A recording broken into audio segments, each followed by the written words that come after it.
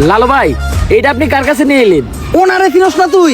উনি অনেক বড় তান্ত্রিক, এই দেশে ওনার লক্ষ লক্ষ মুরিদ। উনি নতুন একটা বই লিখছে, বইয়ের নাম শয়তান ধরার গর্জন। যেই বই পইরা নতুন কইরা লাখ লাখ মানুষ তান্ত্রিক হইতাছে। কিন্তু লালু ভাই, আশেপাশে তো কোনো তান্ত্রিক বা মুরিদ দেখতেছি না। আরে ওগুলা তো সব ফেসবুক আর টিকটকে। বাবা, সঞ্জনা নামের এক আত্মারে আমার ধরতে হইব বাবা। আপনি আমার সফল হওয়ার একটা উপায় দেন। যদি সফল হতে চাও তাহলে আমার লেখা এই বইটি নাও, শয়তান ধরার গর্জন। এই বইটি নেওয়ার সাথে সাথেই তোমার জীবনে থাকবে না কোনো অর্জন।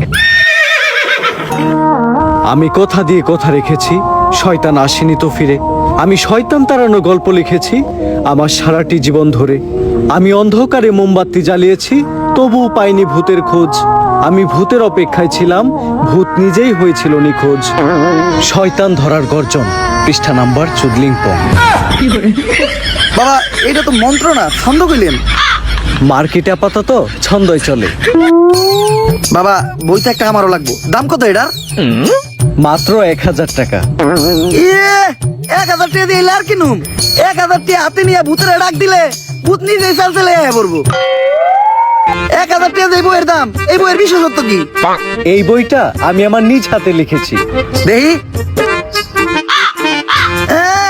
হাতের লেখা এত খারাপ? দেখি বইয়ের প্রথম পৃষ্ঠায় কি লেখা? মানুষকে ভোদাই বানানোর 100টি উপায়। 1000 টাকা দিয়ে 120 টার এই বইটি নেন আর ঠাস করে ভোদাই হয়ে যান। এখন সফল হইতে গেলে তো এই বইটা লাগবেই, তো এই বইটা আমি নিয়ে গেলাম। বইয়ের টাকাটা? ওইটা আমি হোয়াটসঅ্যাপে পাঠাই দিব।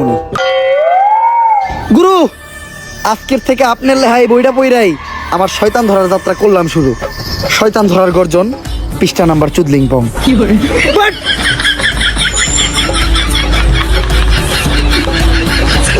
আত্মা ডাকার জন্য প্রথমে ময়দা দিয়া গোল করে একটা দাগ দিতে হইব, তারপর এক জন্ডে দাগের বাইরে বাই করতে হইব, কারণ শুধুমাত্র সেই আত্মাটা দেখতে পাইব।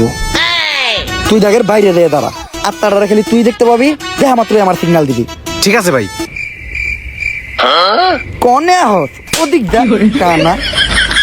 তারপর মোম জ্বালা আর পড়তে হইব, আত্মা ডাকার এই মোমবাতি জ্বালাতে পেরেছে কয়জন? বেশিরভাগই তো চালাতে গিয়ে নিভিয়ে ফেলার গর্জন।